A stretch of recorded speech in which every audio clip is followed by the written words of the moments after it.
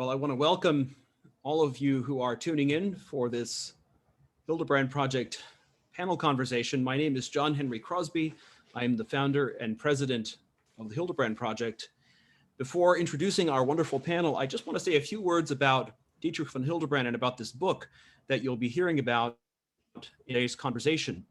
I think probably most of you know who von Hildebrand is, so I'll make some very brief remarks about his life. So von Hildebrand was born in the year 1889. He was German by birth, the youngest son in a family of 5 daughters, the only son of the German sculptor, painter, and architect Adolf von Hildebrand.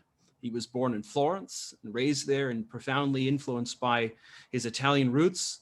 He was not raised in a religious home. The family was a highly cultivated home, and the family religion was essentially the arts and beauty. But then von Hildebrand, as a young teenager, discovered philosophy by reading the dialogues of Plato, and he was fascinated by the figure of Socrates. And so already as a young man of the age of about 16, having had only tutors as teachers, he entered the University of Munich, where he went to study philosophy. Now, soon after that, he moved on to the University of Göttingen to study with Edmund Husserl, the founder of phenomenology, and where he also encountered figures like Max Scheler, who in some ways was his most profound influence in personalism, and also Adolf Reinach, who he considered in some sense his real teacher in philosophy. Now, shortly after completing his dissertation in philosophy on the concept of the moral act, he began teaching at the University of Munich. He became professor of the philosophy of religion, and there he would teach for the next 13 years until the rise of Hitler and the need to escape from Nazi Germany.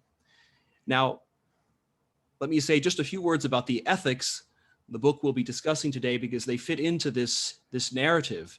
So as I said, von Hildebrand had been tremendously impressed by the figure of Socrates, by the moral being, the moral earnestness of Socrates, and this captivated him for philosophy.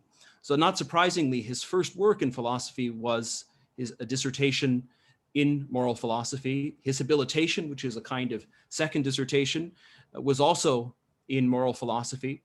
And so when it came time to continue his philosophical work, his foundational philosophical work, he naturally continued to turn to themes in moral philosophy, despite the fact that he was writing at the same time on many other issues in social philosophy, on Christian marriage and aesthetics, and so on and so forth. So when Hitler came to power in 1933 and von Hildebrand was forced to flee from Germany, he found himself suddenly unemployed, living in Vienna, where he was in fact, he was living in Florence, and then he would go on to Vienna, where he also took a leading role in the anti-Nazi resistance. But while in Florence, he wrote to his publisher in Germany to ask for an advance so that he could have a means of living. And the advance was for none other than this book, Ethics. And so this book that we're celebrating today had its origins nearly 90 years ago, when von Hildebrand found himself in a position of having to support his family.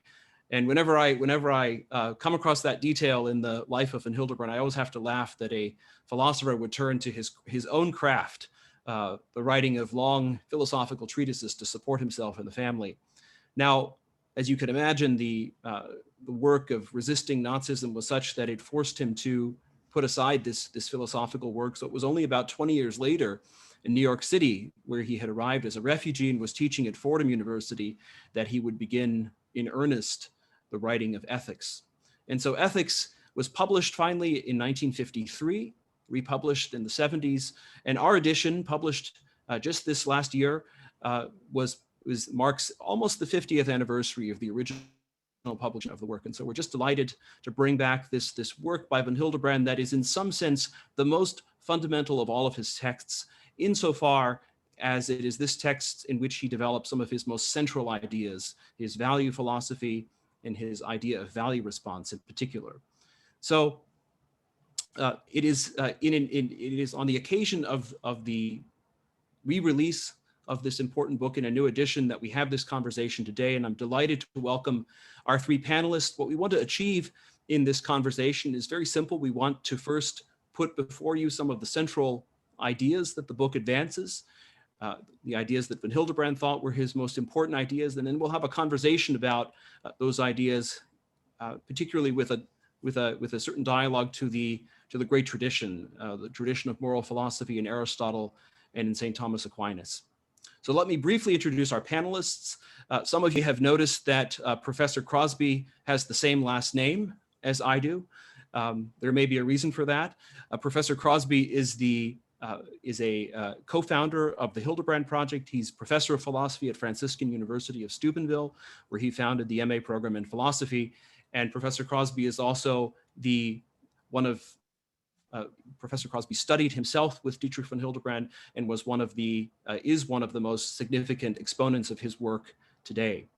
Then we'll hear second from Beth Rath, who's assistant professor of philosophy at Charles Borromeo Seminary in Cleveland. Beth is a graduate of Franciscan University, where the Hildebrand Project is based, and also newly, as of this year, an associated scholar of the Hildebrand Project. Her work is in philosophical anthropology, philosophy of religion, ethics, and in other areas. And we are simply delighted to have Beth. And lastly, we're very happy to have Jonathan Sanford with us today. J.J. Sanford has a long history with the Hildebrand Project. He's a member of our board of trustees, an associated scholar, and a wonderful collaborator over many years. I think J.J. would like to be introduced first and foremost as a professor of philosophy, to which he has devoted his life. But I also know that Jonathan Sanford needs to be acknowledged today as the new president of the University of Dallas, on which I'd like to also congratulate him. So with those introductions, let me turn it over first to Professor Crosby for his remarks. John Henry, and I noticed that you pointed out that we have the same name, but you didn't explain what was behind that name. So we'll leave it to our audience to figure out the connection between us and how you got my name.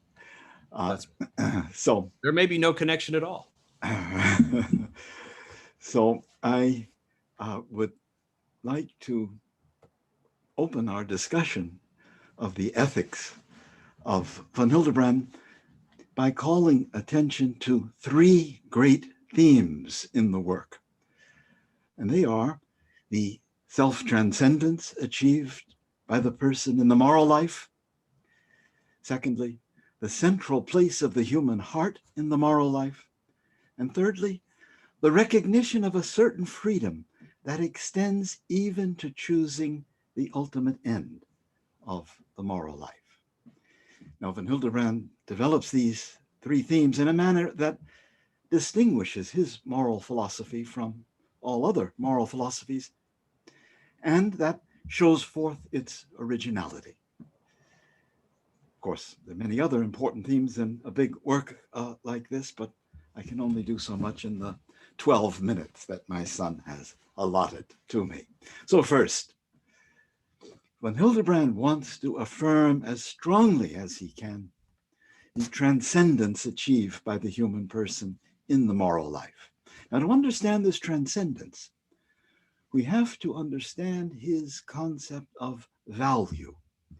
By value, he means the intrinsic worthiness of a being, the dignity of a being, the excellence of a being, the splendor of a being. Thus, Socrates, as a moral personality, is a being of great value. Von Hildebrand explains this value by way of contrast with what he calls the merely subjectively satisfying. A cigarette is appealing to a smoker because it is subjectively satisfying for him. A cigarette, take away his subjective satisfaction, and the cigarette loses all interest for him. With Socrates, it is different. Our interest in him is not sustained by any subjective satisfaction that he may provide for us. It is rather sustained by the nobility and beauty of the man and of the loves and commitments that shape his character. It is sustained by who Socrates is as a moral personality, not by how he affects us or entertains us. In a word, it is sustained by the eminent, radiant moral value of Socrates. Von Hildebrand unpacks his idea of value when he speaks of a certain self-emptying that sensitizes us to the value of beings. He speaks of the reverence that lets us make room in ourselves for values, that lets us fall silent in the presence of values and listen for their call. This reverence is obviously not needed to sensitize us to hear the siren song of the merely subjectively satisfying. We begin to discern the transcendence that we achieve in relation to value and that we do not achieve in relation to the merely subjectively satisfying. Von Hildebrand puts it like this: to every value, an appropriate response is due. To Socrates, admiration and veneration are due. This means that we ought to admire him and venerate him. It is an elementary requirement of justice to venerate and admire him. By fulfilling this justice towards beings and giving them their due, we conform ourselves to the truth about them. We don't impose ourselves on them, as when we approach something as merely subjectively satisfying. We are rather caught up in the world of values. We honor it and celebrate it. This is why in all value response, we transcend ourselves. Von Hildebrand puts this transcendence into clear relief when he says that the point of value response is not, in the first place, our happiness. The point of it is to give value its due. We will, of course, also become happy by living a value-responding life, but that happiness only comes if it is not the main point of value response. If we aim primarily at our happiness, then we not only thwart our deepest happiness, but we also compromise the transcendence of the moral life. So that's the first big theme I want to call your attention to, this theme of transcendence. A second major theme in the ethics is the human heart. Hildebrandian value not only invites the will to action, it also moves the human heart. The moral life for him is not only lived in right actions, it is also lived in the well-ordered promptings of the heart. The Good Samaritan is good, not only because of the helping actions he performs, but also because of the heartfelt compassion with which he acts. You live out your moral virtue when you are deeply touched by the kindness of another. Cynicism is morally ugly, even if it leads to no bad actions. Simply as a disease of the heart, it can poison the entire moral character of a person. Many affections are value-responding affections. They are engendered in the encounter with something intrinsically worthy, as when we are filled with admiration, when we learn about the moral stature of Socrates. Thus, these affections share in the above-mentioned transcendence of value response. With respect to the role of the heart in the moral life, von Hildebrand formed the greatest possible antithesis to Kant, who thinks of the entire affective sphere in terms of inclinations, all of which are thought to be nothing but obstacles to a good moral life. Von Hildebrand, on the contrary, held that a moral life reduced to actions and devoid of affective energy is a severely impoverished and atrophied moral life. One of the great themes in his philosophy as a whole is the rehabilitation of the human heart. And this included, among other things, recognizing the central place of the heart in the moral life.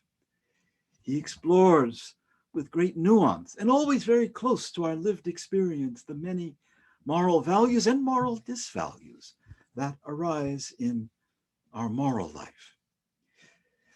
Von Hildebrand was well aware of the main reason that seduces us to a disparagement of the heart. It seems that movements of the heart are not in our control and that they happen in us so that we passively undergo them. But our moral being is wrought in us by what we actively do. Therefore, so the objection goes, our affective experiences fall outside of the moral life. Von Hildebrand responds by making a significant contribution to our understanding of moral freedom. He says that as persons, we have the power to sanction and to disavow the affective promptings that arise in us, thereby incorporating them into our freedom. Let's suppose, for example, that compassion wells up in me in response to someone suffering. I may indeed be passive in relation to this welling up, so that there is at first no real moral value in the compassion, but by sanctioning the compassion, we can own it, taking it fully into ourselves. This act of sanctioning is not just an external endorsement of the compassion, but an internal incorporation of the compassion into our freedom. Von Hildebrand speaks of the cooperative freedom that is exercised in sanction and disavowal. And he regards it as a particularly deep realm of our moral freedom. He says that it is a realm that has not yet received the attention it deserves from moral philosophers. So that is the second big theme, the theme of the heart in the moral life. And the third concerns what we might call the fundamental freedom of persons. Philosophers speak of the human person being ordained to what is good and beautiful, ordained to human flourishing, to eudaimonia or happiness. They speak of the person being made for these things. Von Hildebrand concurs, but he discovers an often overlooked task of freedom in this ordination. He disagrees with those who say that our fundamental orientation to good is irrevocably established by our very nature in such a way that it cannot be chosen or declined, as if all that can be chosen is a particular action that presupposes this ordination to good and that leads to some good. And von Hildebrand disagrees because of his deep examination of what he calls the merely subjectively satisfying.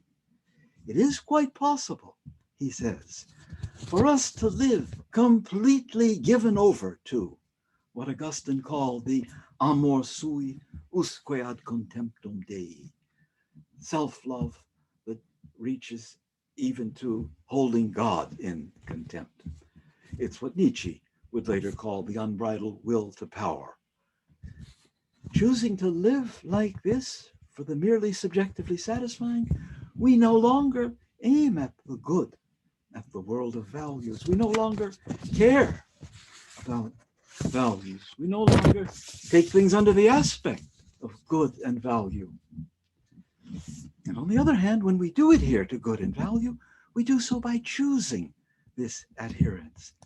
This means there is a fundamental freedom that we exercise in relation to the ultimate end of the moral life. We can either make this end our own or break away from it. We can either sanction it or disavow it. Now, one might object that on Hildebrand's view, human persons aren't really ordered to good and value. How are they really ordered to good if they have the freedom to opt out of it? When Hildebrand answers like this, persons are made for good in the sense that they destroy themselves by living according to the amor sui. or the unbridled will to power. They squander their real happiness. They frustrate their deepest longings. On the other hand, they come to themselves and really flourish only by living a value-responding life. So Von Hildebrand can still speak of us being profoundly ordered with our whole being to the good and to the world of values. And yet, there remains a task of fundamental freedom that is easily overlooked. That is, we can turn away from the good in favor of the merely subjectively satisfying. Or we can, emptying ourselves in profound reverence towards being in good, turn toward it and will to serve it. In this sense, we can choose even the ultimate end of the moral life. This means that our choosing is not just limited to the things that lead to that end. So there's plenty there in all three, especially the third point for discussion and debate. I look forward to that with my colleagues and also with our audience. Thank you. Thank you very much. And we'll hear from you now, Beth. To our audience, I would just say that be gathering your questions, and you're welcome to submit them in the Q&A function, which is at the bottom of your Zoom screen. So we'll be looking for your questions there. Feel free to submit them throughout the presentations and certainly during the discussion between our panelists that will follow before we then open to audience questions. So Beth. Yeah. Thanks so much, John Henry. I just want to start by saying how much of a delight it was to read through Hildebrand's Ethics. The book launch for me was the occasion to read the book for the first time. Although I've read other works of Hildebrand and have, picked up on similar threads of thought, similar ideas. What became really clear to me in Hildebrand's Ethics is that this work is a very significant contribution to the field. And I think the timing of this new edition is important. And I want to say more on that in just a moment. But first I want to note this. Hildebrand's philosophical precision, particularly with regard to the concept of the important, is something that struck me immediately. Because Hildebrand's carving up of that idea of the important was new to me, I just want to briefly sketch what he means for all of our audience members today. Maybe it'll be a quick review, or maybe for you, it'll be something brand new, kind of like it was for me when I read this text. So Hildebrand takes the experience, that's where he starts. He takes the experience we all have of something or maybe some event being important, and he carefully examines it. The important in general is, for Hildebrand, what he says, it's the character that enables an object to become the source of an affective response to motivate our will. Okay, so in other words, our encounter with an important object moves us. We aren't indifferent to it. We aren't neutral. It has an effect on us. And that's what he means by the important. Okay, so then looking at some object or some experience, we come to the next question. Hildebrand asks, in what sense is it important? And he goes back to his experience. So he sees from experience that things strike us as important in different ways. And he ends up dividing the important into three categories that seem to capture the human experience of the important according to different reasons why a thing can move us. So an object can be important in three different ways. It could be important because, as John just mentioned, it's merely subjectively satisfying. It's subjectively important. Or second, it could be that it's important in itself. Or third, it could be that it's objectively good for the person. Okay, I want to unpack that a little bit. So Hildebrand goes to great lengths to show the difference between the first two categories of the important. So that's the merely subjectively satisfying and the important in itself. And he says these are essentially different. Maybe it's easy to get them confused, but he wants to be clear that they're essentially different.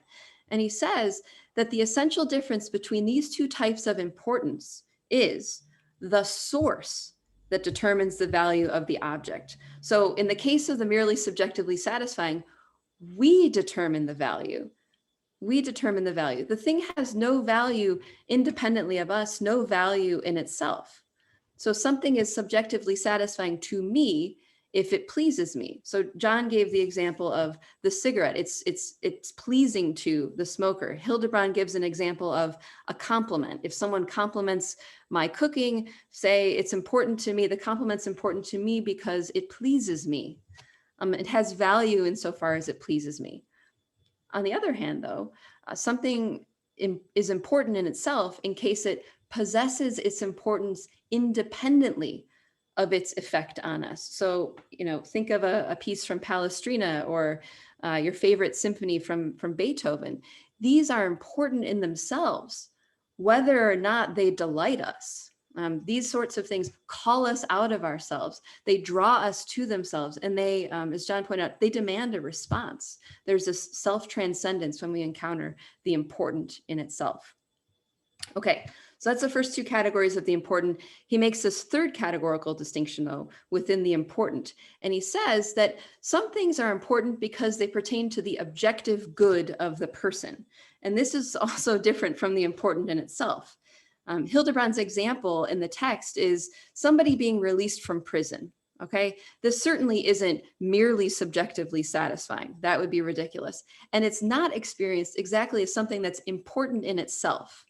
Hildebrand makes this clear in his language. So he says, my being released from prison is, his term, objectively precious to me in a way that my release isn't similarly precious to some stranger or person on the street. Okay, it's precious to me in a unique kind of way. That's the objective good of the person.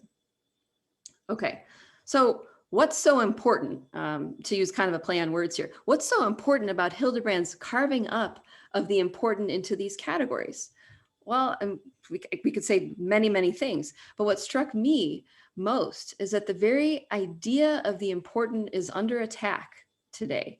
I don't mean to suggest this is the worst time ever and this is the only time maybe it's been under attack. That's not true, okay?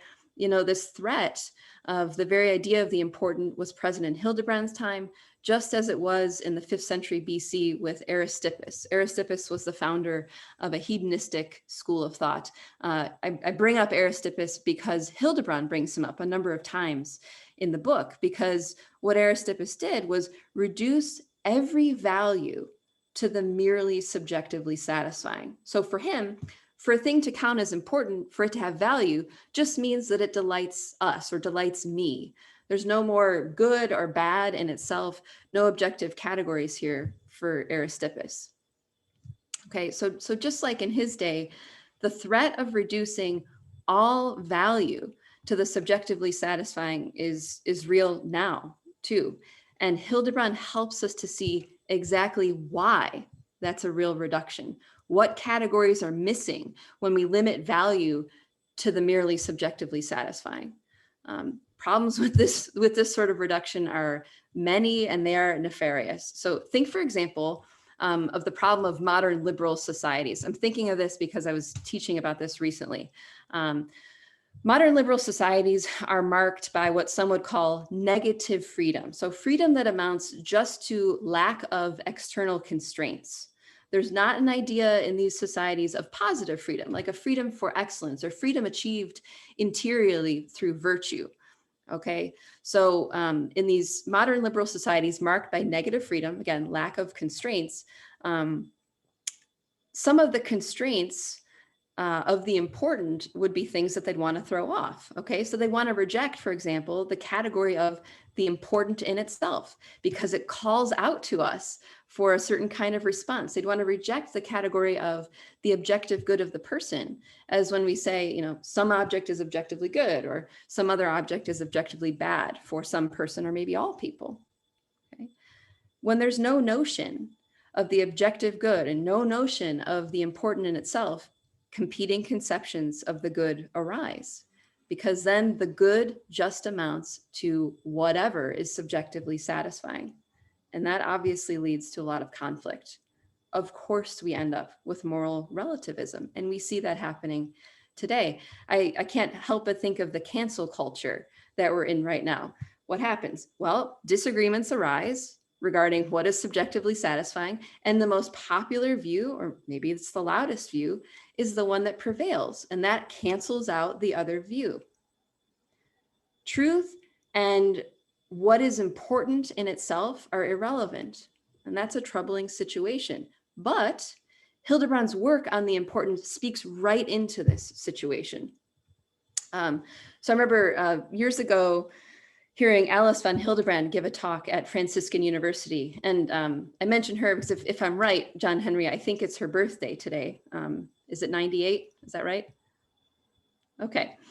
So Alice von Hildebrand was giving a lecture at Franciscan, and maybe some of you have heard me say this before, but what she said, it really changed my life. She said, we cannot open up the doors to God until we combat moral relativism. Moral relativism is a barrier to faith in God, and it's a barrier to a well-ordered society. So Dietrich von Hildebrand, when he carves up this landscape of the important, he's not giving a direct argument against moral relativism. He does have a chapter on that in the book. But what he's doing is giving us a phenomenological insight here, helping us to see for ourselves that the subjectively satisfying isn't all there is. Okay, so that's the first point. I just kind of wanted to lay out for us his three categories of the important. I want to make a second point, and this point relates to Hildebrand's concern about the priority of the good and perhaps some misplaced criticism of Thomas Aquinas. I got to come out and defend Thomas Aquinas here. So as I was reading Hildebrand, I was trying to think, who is his foil? Who's he writing against? What's going on here? What is he worried about besides a view like Aristippus's? He mentions Aristotle when he talks about happiness and the good, but it also seemed to me that he was worried about some version of Thomism, albeit a version of Thomism that I didn't recognize as being the views of Thomas Aquinas himself, at least as far as I could tell. So I did some more reading around to supplement the ethics text, and I came across a great piece by Michael Woldstein. And he calls the version of Thomism that Hildebrand is worried about intellectual Thomism. And he, and I think we, should be worried about this version of Thomism. Entelechy, kind of a complicated word here, but entelechy refers to the natural blueprint for a being, for what that being is supposed to be, and the urges or appetites that a being has to realize this blueprint or to realize this nature. Okay, so some objects are going to be suitable for helping a being to unfold this blueprint, and others aren't. If the object is helpful for some being, then it is important for that being, or so the intellectual view goes.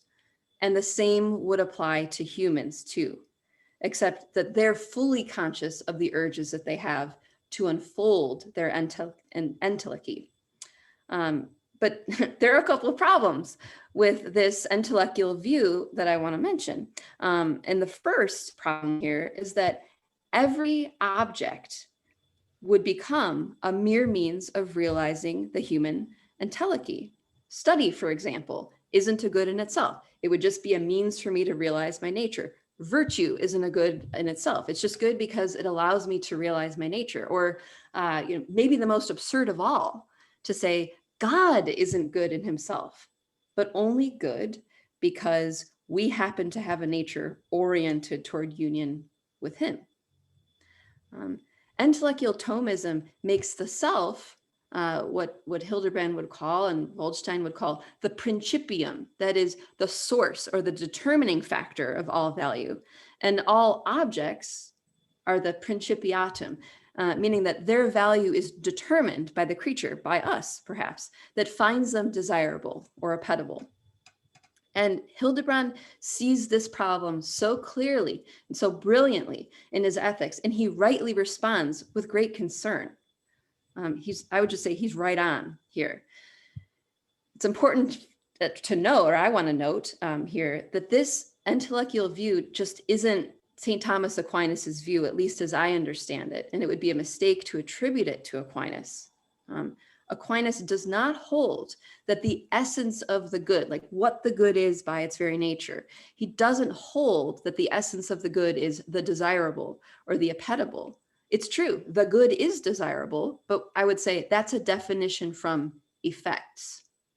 Okay. Instead, what Aquinas holds is that the good is the very, it's the very reason of the appetible.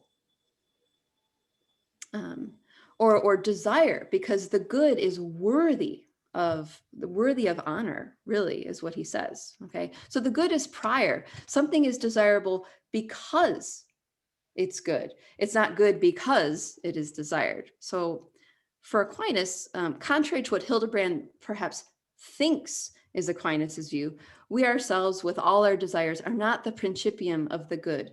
The good itself is prior, and it's determinative of our appetites and urges. So, at the end of the day, I think Hildebrand and Aquinas come down on the same side here.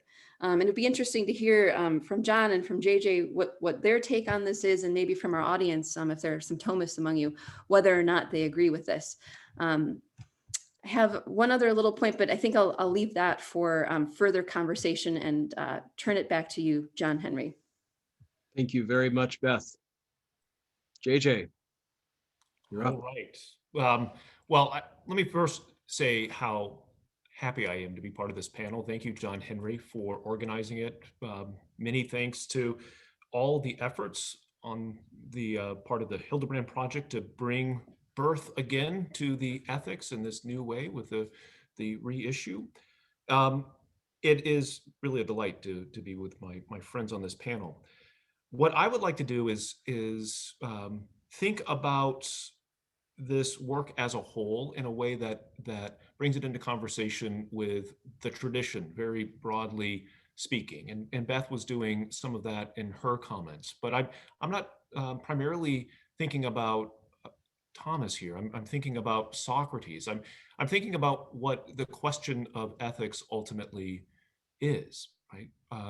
Classically speaking, the fundamental question of ethics is, how ought I to live? And this work of von Hildebrand's provides a deep reflection upon many facets of that question, right? He answers the question in a way that is satisfying, not merely subjectively satisfying, but rationally satisfying. But I do think that there are some points that emerge as you work through the ethics as a whole that yearn for some kind of unity. How does this work fit together as a whole? And when I first encountered the ethics, I was, I think, in my second year of graduate school, and it was an electrifying experience. The text is full of such rich insights and such powerful arguments against moral relativism, subjectivism, and other distortions within the broader sphere of ethics. It is a rich text. And what I find to be its most significant contribution has to do with the connection between a recognition of the value of an object and the norms that can be derived therefrom. And so what I want to bring into the conversation here is some reflection upon norms. And in part, in order to answer this question of how should I live, and to think about von Hildebrand's answer to that question. So he tells us at the very outset of this work that one of the three principal aims of the ethics is to argue for the inalterable character of moral law, right? And I think it's useful to have Hume in our background here as at least one of the foils. Beth raised the question of who's the foil against whom von Hildebrand is arguing. Well, Hume looms large here, and particularly with his naturalistic fallacy, which argues that you cannot, in fact, derive any kind of obligation from a recognition of the way something is. Hildebrand argues, and I'll turn to page 93 of the text. This is in the chapter on the properties of beings. where he's reflecting upon the relationship between value on the one hand and being on the other. And I just want to read a passage so you can see the move from thinking about the important in itself, value, to thinking about the axiological dimension of his ethics, the question of oughtness that emerges therefrom. So he says, we see then that the important in itself, or the value, is objective in every sense of the word. It is objective insofar as it is a real property of the being of which we predicate a value. Beings are endowed with values even if we abstract from any possible motivation. Values are so much proper to beings that they form the core of their significance. Values can in no way be interpreted as mere relational aspects of being that it possesses with respect to our desire or will, which is a point that Beth was just emphasizing in her discussion of entelechy. Values clearly reveal themselves as belonging to a being independent of any desire or will. For even when we look at them in pure contemplation, they continue to resplend in their intrinsic beauty and importance, in their axiological character, in the oughtness that surrounds their actual being. Right?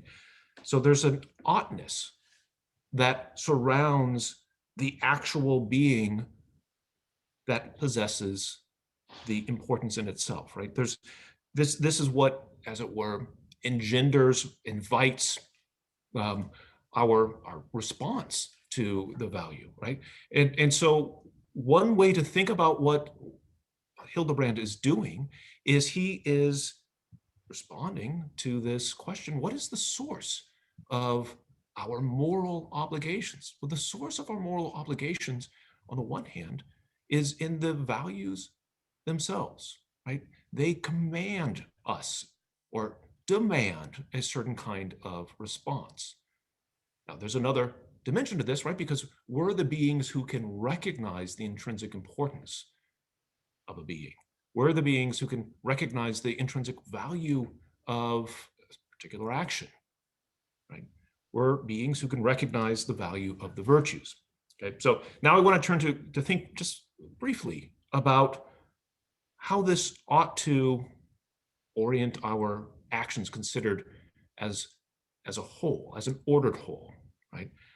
How should I live my life? How ought I to live? Well, I ought to respond properly to the world of value. I ought to be ready to give myself to those things that command a certain kind of response. And the response varies by the values in question, right? So there's some guidance there. Hildebrand has a rich reflection on the virtues. And why I turn to that next is because it's the virtues that help to order our life as a whole. He's careful to point out that virtues are not mere dispositions. This is in the end of the book. The virtues are not mere potencies. They're not mere abilities. They're not mere temperaments, right? They are qualities of a person's character, right? Why ought we to be virtuous? Well, we ought to possess the virtues because they're valuable in and of themselves. There's a beauty to each virtue. There's a command that the virtues present to our will that we ought to respond to, right? We're obligated to cultivate the virtues. But how do the virtues and their cultivation orient us towards questions that get into the circumstances, right? Aristotle argues that it's one thing to have a certain perfection of the person, a certain virtue, this quality, this deep habit of a person's character. It's another thing to know when to exercise that particular virtue, at what time, in which circumstances, to whom, right? Those are the particularities, and they matter a lot when we think about how one ought to live his or her life, right? Yes, you should be temperate, right?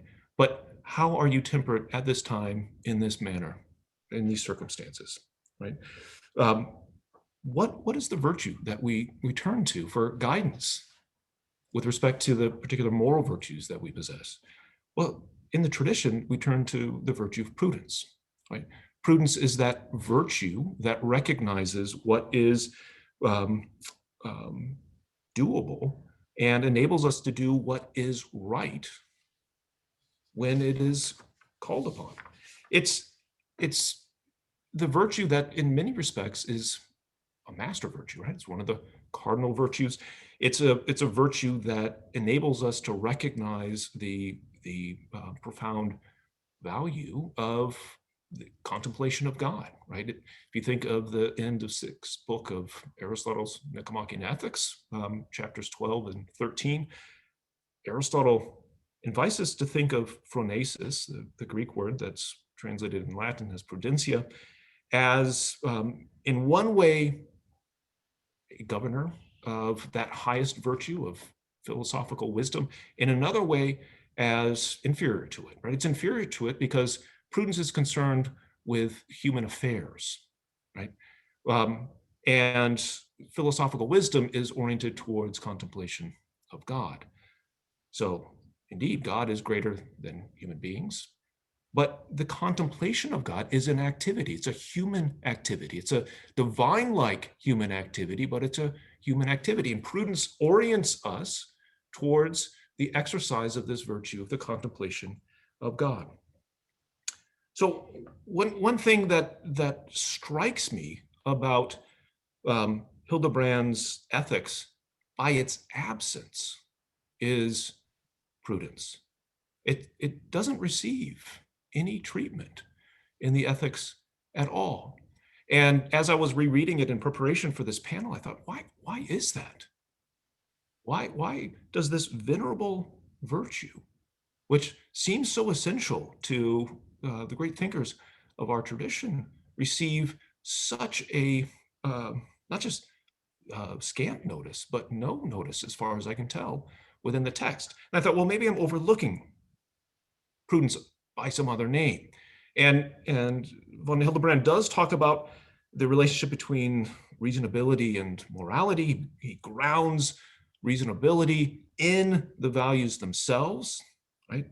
And argues for a deeper reasonability, but it doesn't quite capture this virtue of prudence. And he talks about the due relation that is to be given to values, and there are different spheres of values and the like, right? So there's this relationship between the rational being and the world of value, but not quite prudence as it's classically understood. The cultivation of a moral consciousness, but again, not quite there. And I was thinking about this chapter at the end, very near the end of the work, on moral rigorism, and wondering, does the worry with moral rigorism have something to do with the lack of a reflection upon the virtue of prudence? And I think it does. And I want to turn to one other passage, but first, what the concern is here with moral rigorism is Hildebrand argues that we have an obligation to realize, in that deep philosophical sense of the word, those higher values, right? So we ought to make real, we ought to respond to appropriately those highest values. And there's a scale of value, and we ought to prefer and respond to the higher ones. So if we live our life always, as it were, striving to realize maximal values, when can you have time to enjoy that cigarette that John Crosby was talking about earlier, or a nice meal, or reading books to your children, right? Now there's a value in that, but what if you also find it relaxing? I do, even though I'm on, I think, maybe the 8th reading of the Little House series. We're almost done.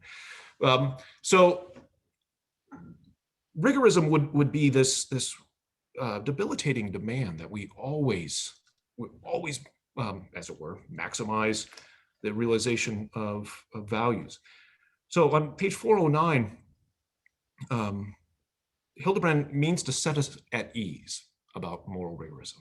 And he writes the following: we must hereby clearly distinguish concrete situations in which certain morally relevant goods call for an intervention from situations in which no such call is addressed to us. Not every moment of our life is filled with morally relevant goods calling for our intervention. Our daily life offers many situations that leave room for occupation with goods either having a morally irrelevant value or being merely legitimately subjectively satisfying. The attitude of the saint who makes a vow to choose in every situation what is objectively more perfect obviously refers not only to the situation in which objective, morally relevant goods call for an intervention, but also to all so-called morally neutral situations. So there are, he sets us at ease, as I said just a moment ago, many moments in our life in which we are not striving to respond to the most morally relevant things that we can encounter at that moment. It's okay to enjoy a nice meal, and not just because it's fulfilling some obligation to eat with your family, right? But you can actually enjoy it, and it's okay.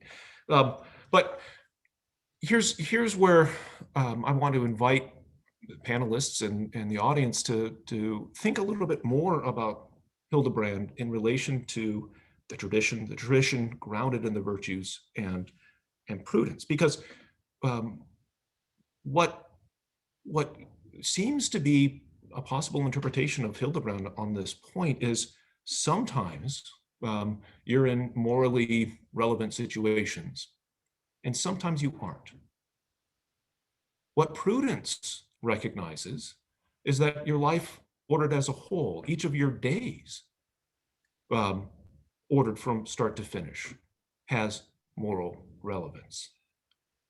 Right? So there aren't these rational and engaged, that is to say, fully human moments of your life. There aren't these that are morally irrelevant within the traditional way of thinking about prudence. It's all relevant. And one can think about your day from start to finish as one that's oriented towards objective values, your readiness to respond to them, but you also have a plan of the day. And prudence is the virtue that recognizes and executes that plan of the day. And I want to suggest that there's an objective moral value to that planning of your day. And then why not your year? Why not your life? And I'm not talking about economic planning or what's your yes, I know I'm an administrator now. And have been for some time, but I'm still a philosopher. I'm not talking about your 3-year plan, your 5-year plan, your 10-year plan, but how are you going to order your whole life, right? To what is your life in response? Well, it should be in response to value, but I also want to think that or invite you to think that it can be in response to the value of your life considered as a whole, as what MacIntyre would call a narrative unity. And one needs the virtue of prudence in order to respond well to that value of your life as a ordered whole. Thank you. Thank you, JJ. Thanks to all of you. So before we turn to questions from the audience, and I see them beginning to come in, and speakers, you can see them also at the bottom of the Zoom box. Would any of you like to respond to things that have been said here? Invite any of you to comment. Professor Crosby, if you'd like to say anything on this very last point about the place of prudence in the Hildebrandian account, whether you think it's not present, as JJ is suggesting, in an explicit sense, or whether there's whether it exists perhaps in other texts, I think that might be one good place to begin our discussion now, because that's a very important point that's been raised. I found that very interesting what JJ said about prudence, and it is true, though von Hildebrand was so concerned with virtue, and wrote extensively on certain virtues, like the famous book on the virtue of purity and chastity, and at the end of his life a beautiful essay on gratitude, and in a way the great book Transformation in Christ is a study in Christian virtues like humility and meekness and mercy. So he is a kind of virtue philosopher long before that became a main stream in contemporary ethics. But JJ rightly asked about the virtue of prudence. And I would just say, as far as the ethics goes, since it's meant to be a foundational work, we can't expect that all the virtues would receive their due there. It's more the idea of virtue exemplified by certain virtues. So that's maybe not such a distressing omission, that virtue doesn't get a lot of attention in the ethics. But I think JJ is right. I'm not aware of any place else where it receives major attention. It's never thematized like the virtue of purity is, into which von Hildebrand had such deep insights. So, and I think JJ is right that one place where prudence is called for is just in discriminating between those moments where you rightly relax and those moments where you rightly mount a moral crusade. One can't always be at a high pitch of moral crusading, and that's that there the virtue of prudence guides us to a reasonable way to live the moral life. But it is something I'm not aware of it, a real study of prudence elsewhere, and I think it one in his spirit, with his resources, with his value philosophy, could produce that treatise on prudence that that he awakens our desire for, but doesn't entirely deliver. So I thank JJ for that suggestion on the future, of a fruitful future development within the Hildebrand tradition. Then I had a question about value. So an appropriate response is due to a value, and I'm just wondering, whether, well, I mean, it seems obvious to me there can be disagreements about whether a thing has value or maybe even disvalue. Yeah. And how would we adjudicate when there's a case of a dispute between, whether something is ugly or beautiful, a value or a disvalue? What does Hildebrand have to say to those kinds of cases? Yeah. Is that for me or for JJ, Beth? Let's see. Why don't you go ahead, John, and then I want to press Beth on intellect just a little bit. Okay. Yeah. Let's see. So, Beth, you're asking about give me once again the so the question that I have is about how do we the disputes, recognizing values, and then when there's a dispute about whether something is valuable or really a disvalue, right? How do we adjudicate? So if it seems like for him, we just kind of experience the value. The thing reveals itself to us. It commands a response from us. But what if somebody else approaches it and they don't experience the value? They don't experience the transcendent call, and they just say, no, that thing doesn't have value. How do we How do we adjudicate in those cases? Yeah. Well, that's a significant problem of which he is well aware, and he was strongly convinced that there is a deep connection between a person's character and their ability to discern value. So, in other areas, like say in mathematics, your character isn't so important for how far you go in knowing. But when it comes to value, he thought that who you are morally and what your character is has very much to do with your sensitivity to value. And so, if taking the long view, like that of a parent raising children, he would say, you try to form good moral habits early on, and that creates the disposition in the soul to register the values that are really there. Now, in addition to that, he does have a lot of very wise resources in discussion and debate, like showing how a person who denies a certain value in fact recognizes it someplace else. Somebody might say, what's this about the dignity of persons? We're just high-grade animals. And then, that same person would draw a tremendous difference between aiding an injured animal and an injured human being. And so Von Hildebrand would know how to seize on those recognitions and show how the person has a kind of value awareness that he's not even in touch with. And if he can get the person in touch with that, then he can lead them on to a deeper value understanding, richer value perception.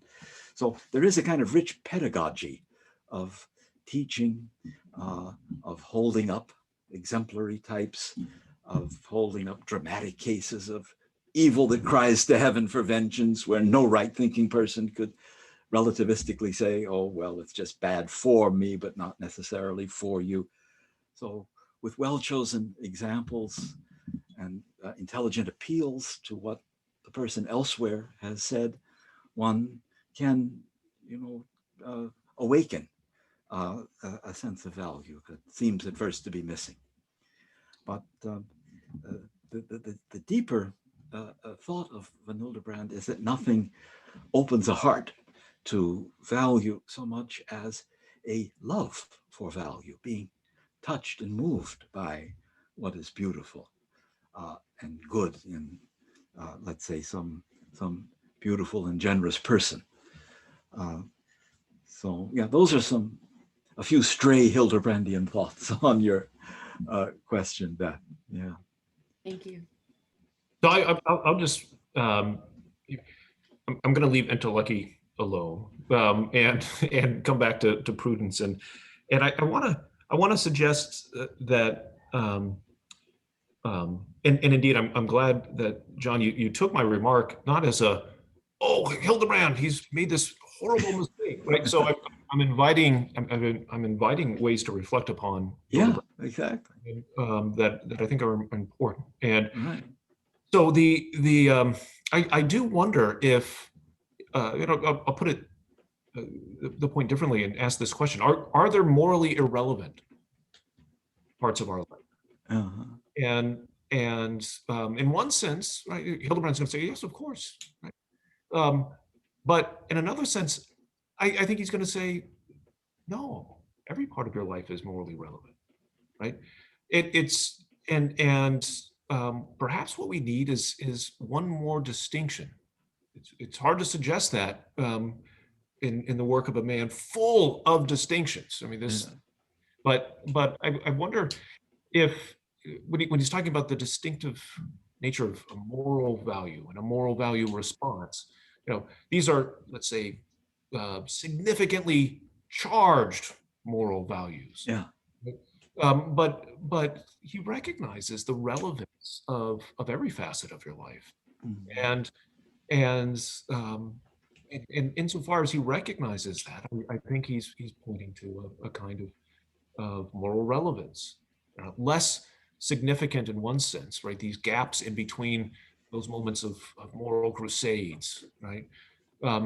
But again, I think if you pull back from thinking about discrete actions, to thinking about the order of your days, the order of your life as a whole, right? There's a profound moral relevance to that whole, and I don't think Hildebrand would shy away from recognizing that and claiming. And so, how do we name it using his language? I guess that's one thing that I was seeking. Yeah. JJ, one thing I might suggest, in part to prompt something from my father, would be the whole idea of fundamental moral attitudes. Mm-hmm. This idea that there is something like a fundamental choice by which we orient our whole being through these stances. Mm-hmm.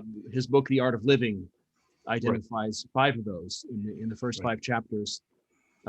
Dad, maybe that's something that would also be interesting for our audience to highlight. Yeah. Because that seems to me to take in some of what you're suggesting, JJ, sort of that sense of one's whole life, one's whole destiny, one's vocation, the ability to sort of orient our entire selves mm-hmm.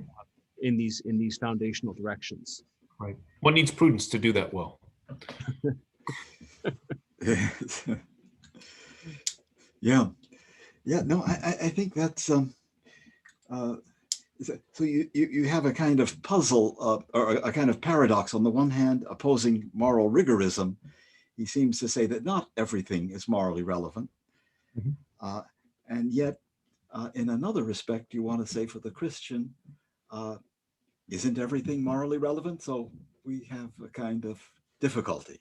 Am I reading you yes. right? Yeah. And one thing to bear in mind, I think, is the concept of moral relevance. It is, I think, for Von Hildebrand, inseparable from obligation. So the morally relevant thing imposes an obligation on us. So if there's something that we could can do that would, further our own moral growth, but is not a response to a moral obligation, then we're not exactly dealing with morally relevant values in his sense. Right. So take the legitimately subjectively satisfying. He thinks that whoever experiences that in a fully integrated, fully morally awakened way will always be grateful for things that are legitimately subjectively satisfying. Yeah. It's perhaps not, an egregious sin. It doesn't violate one of the commandments if you are neglectful with regard to gratitude for a good meal. But it is a certain deficiency, a certain moral immaturity or lack of awakenedness to just take these pleasant and agreeable, legitimate things for granted without being grateful. So that might be not exactly a challenge of an obligation, which we're in danger of violating, but still a challenge to see the moral dimension and be sensitive to a certain moral call, a certain moral fittingness, to be grateful for even the most modest blessings of life. I think that might be at least one thing that one could say in his spirit. Does that sound right to you? It does, yes. Yeah. No, that is helpful. Yeah. So, John Henry, I'm just wondering if we should be looking at the questions or not. Yes, I wanted. Somebody claimed there was no moral difference between coffee or tea. I'm having iced coffee, and if I was only having tea, I feel like I would not be nearly as alert as I need to be. And so, it's morally relevant to want to be alert for on Von Hildebrand's ethics, right? In one sense, yes, of course. And in another sense, there really is no difference between coffee or tea. In another sense. It's a prudential call, right, JJ?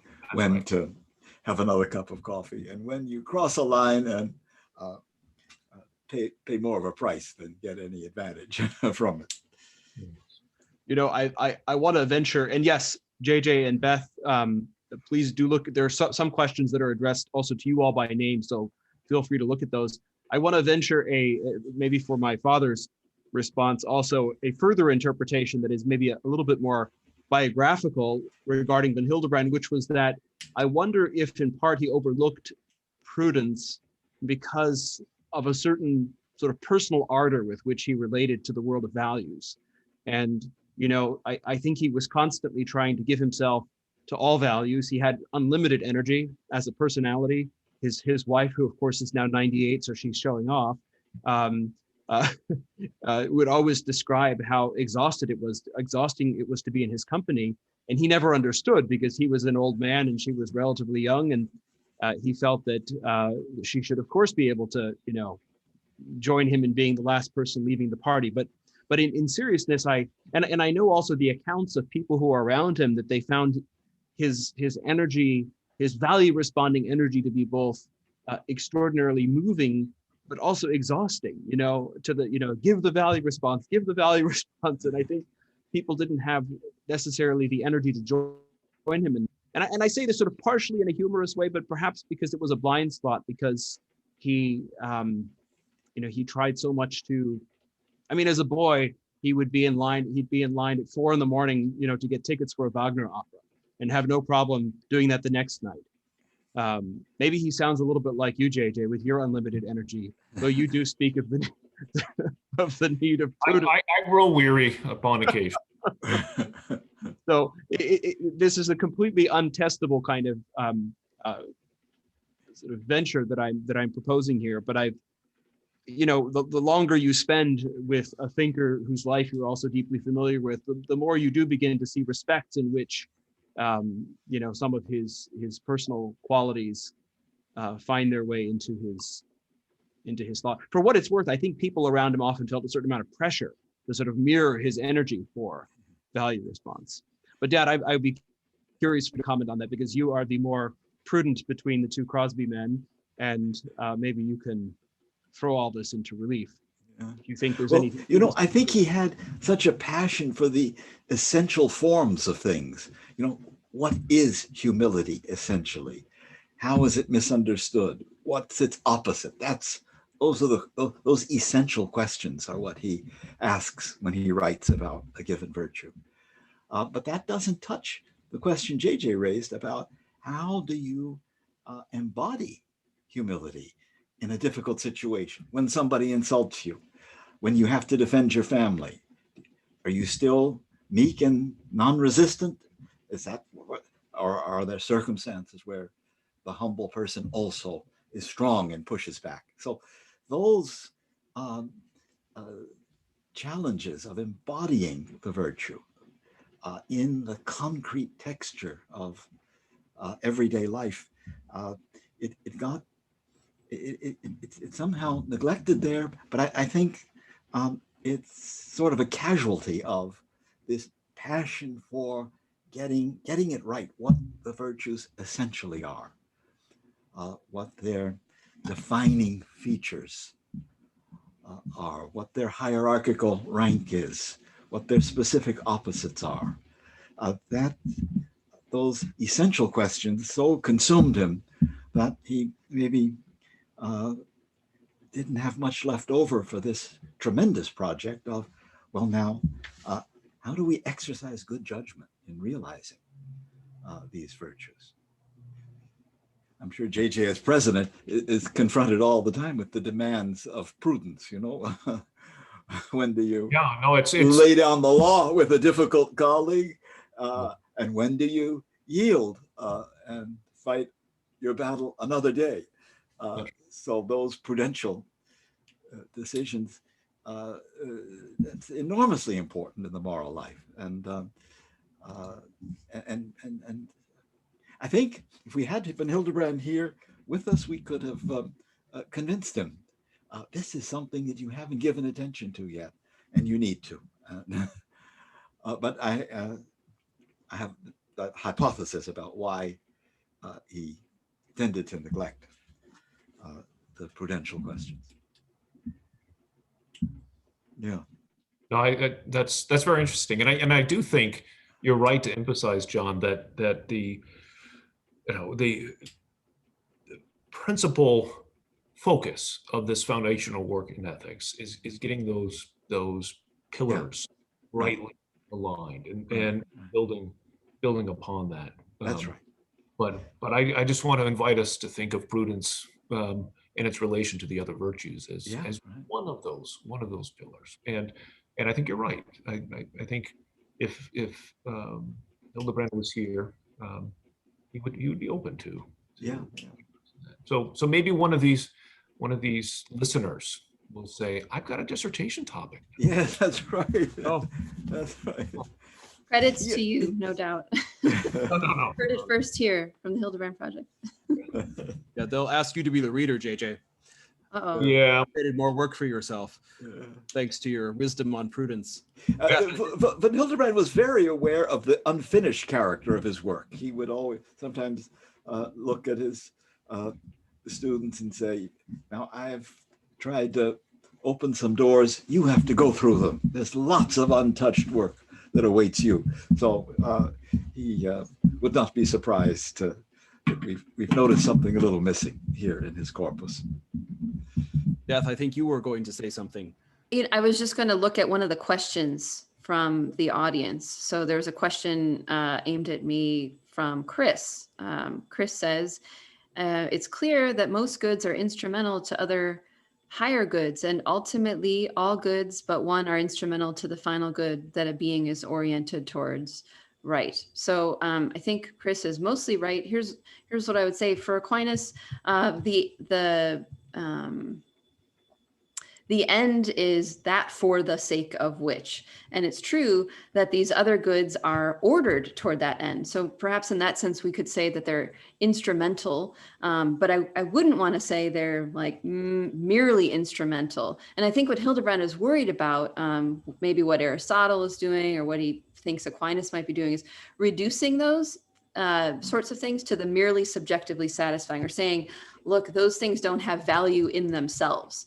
And I think Aristotle and Aquinas would say, sure, an act of mercy, an act of justice, an act of truth telling, these sorts of things do have value in themselves, sort of set within the context of a whole life that's, as we just talked about, fundamentally ordered toward goodness or truth. So I hope that answers the question, Chris. Is there something else we could add?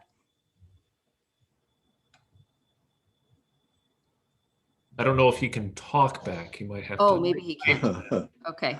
Not made that the webinar, but I was, the way that Aquinas makes this distinction, or a similar distinction, is that I'm trying to remember which question it is in the Prima Secundae, question 19, article something, when he argues that there are indeed morally indifferent acts, right?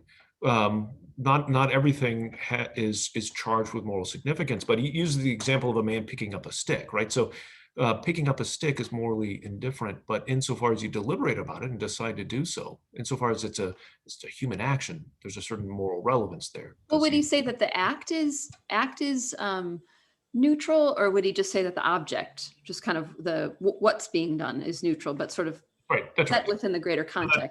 That's a better way to set the distinction, right? So the object is what's neutral, right? The consideration of that, but the action, insofar as every action is an individual, that's always morally charged in some fashion, right? But I think you could find a meeting between Hildebrand and Aquinas on these points by recognizing that there is there's a realm, there are moral objects, things that are not morally indifferent in the realm of objects. And those would be the ones that Hildebrand is particularly concerned with, right? But the spaces in between have relevance insofar as they're particular or individual as well. JJ, were there any questions here that you wanted to take?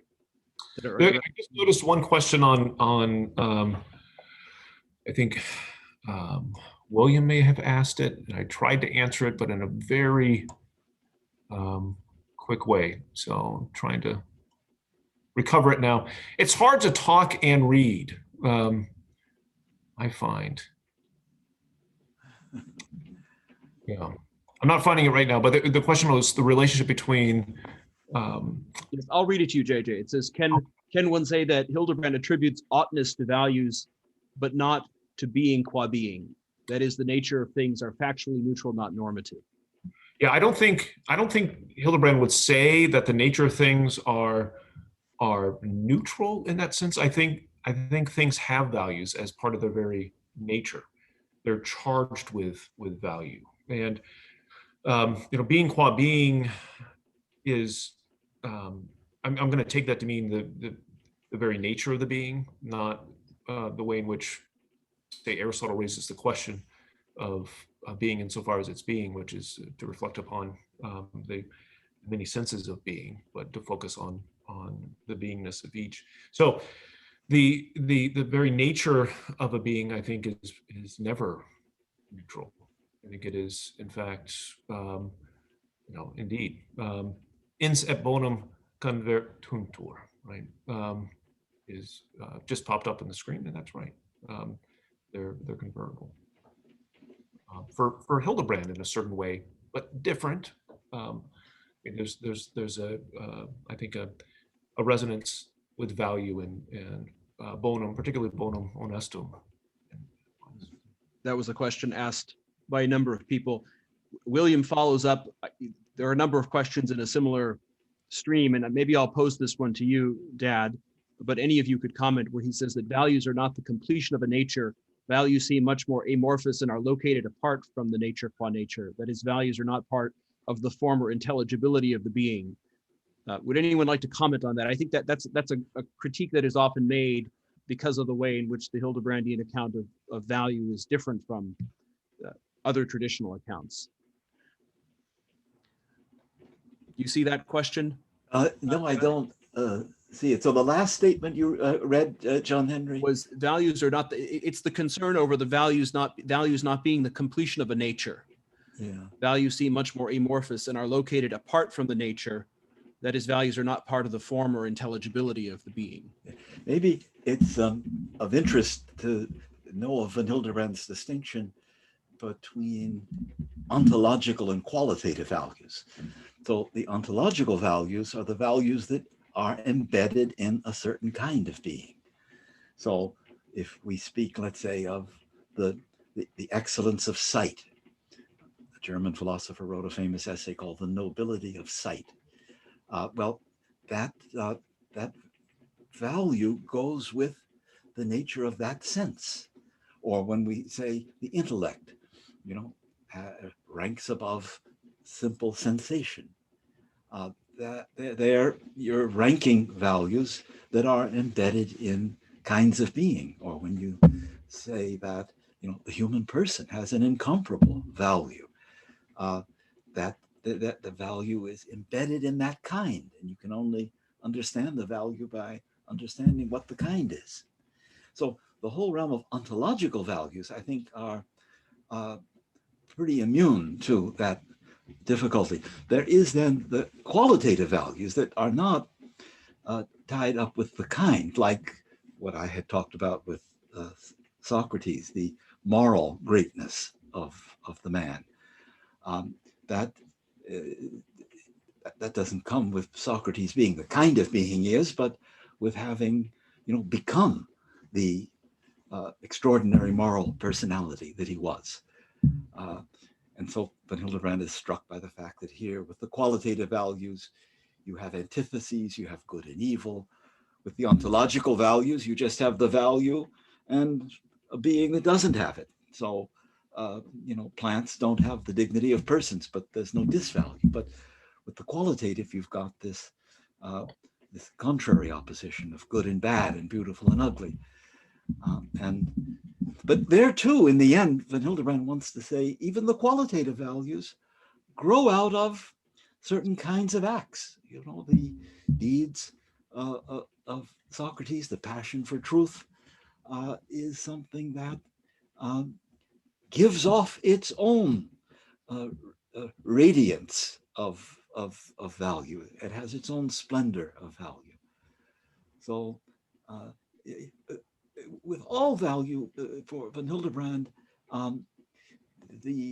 you have this relation of being embedded in the bearer of the value, growing out of what the bearer is, and being intelligible only by knowing and understanding the bearer of the value.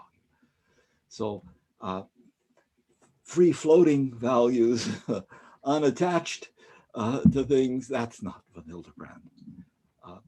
But it's most clear, I think, with the ontological values that there is this rootedness of value in being for him. Well, we're coming up on the very end of our time, so I just want to give each of you a chance to make a final comment, if you would like, before we wrap up. JJ or Beth, is there anything you'd like to say before we leave? No pressure, but I want to give you a concluding remark if you'd like. Well, I just want to invite those who have not read the Ethics to spend some time with this rich work. I read it through when I was in graduate school, and then I've come back to it at different points in time and read parts here or there. And you can do that in a very profitable way with Hildebrand. And then reading it again as a whole, I found profitable as well. So I just want to encourage our audience to whatever your philosophical tradition or where you find your roots, turn to Hildebrand for engagement, for refreshment, for rational disagreement. Make him one of your interlocutors. You won't be disappointed. Thank you, JJ. Yeah, I'd just like to agree with JJ, but I really wish that I'd read the Ethics first, rather than reading some of the other ethics of Hildebrand, or some of the other works of Hildebrand. In this text, I've come to understand much of the terminology that he uses in other texts. I was just saying to the panelists earlier, the last time I traveled was for a seminar on Hildebrand on the Heart in Dallas, and I hadn't read the Ethics yet, and I just remember a lot of the discourse that was going on, this talk about the subjectively satisfying, and what does this mean? And then, coming to the Ethics, I say, oh, okay. Now I understand. So the book might seem a little bit long. It might seem a little bit daunting to the audience members, but I would just encourage you to read that maybe as a first crack at the works of Hildebrand, because the terms really do come up in some of the other works. Yeah. No, and I would also join in that recommendation of the reading of Von Hildebrand, and would point out maybe one particular excellence that has always caught my attention and fascinated me, and that is a certain closeness to experience. So often he'll present something and one will say, yes, that's reality itself speaking to me. This has the stamp, the smell of authentic reality. So he's not one to get lost in abstractions. So the argumentation is pitched at a high level, and there's technical language, as Beth says, but there's always this freshness of something that is born of the lived encounter with the reality, and a certain passion in the Ethics, for the moral sphere, the axis of the spiritual universe, he used to say, of the moral life. So that passion and immediacy of the man it makes him not just another professor, but also a kind of witness, as well as philosopher. Well, thank you very much. Thank you to all of you. Thank you to our audience. I'm delighted that so many of you hung in there with us through this rich conversation. I want to thank also our sponsors. We had the University of Dallas's, both the Department of Philosophy and also Liberal Learning for Life as co-sponsors, and then also Franciscan University of Steubenville's MA program in philosophy. So I want to thank all three of them for their support of this event. And again, I want to say a special word of thanks to you and you, JJ and Beth, for participating in our time together. I do encourage all of you to get your copy of the ethics and to join us for future events. And if you are watching us and you are not already subscribed to our email, please do so. That's the best way to stay up to speed on everything that's being done at the Hildebrand Project, whether publications or events. You can also follow us on social media, on Facebook, on YouTube, and we look forward to welcoming you to future events, I'm sure in the very near future. So again, thanks to all of you. Have a wonderful evening. And thank you to JJ and to Beth for your thoughtful, beautiful contributions. Thank you. Wonderful evening. Yeah. Thank you so much. Good night. Good evening, everyone. Bye. Bye-bye.